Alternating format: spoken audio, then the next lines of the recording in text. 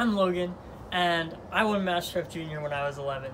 Now, I love being a chef, and one of the things about being a chef is you make people happy with your food. And that extends to making people happy other ways. So I love to volunteer in my community. I love to work in the soup kitchens. I love to work in the parks.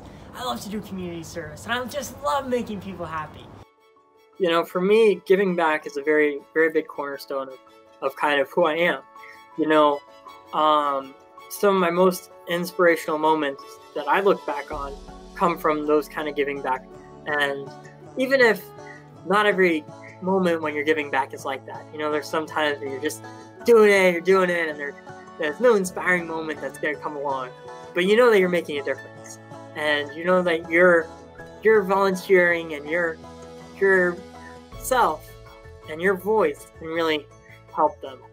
So my challenge to you is to make somebody's day, to go volunteer, and to make a difference. Just any of that. And to remember to be a voice. As long as you're making an impact and being a bright, shining star in the world, that's all that matters. So remember, be a voice and make a difference.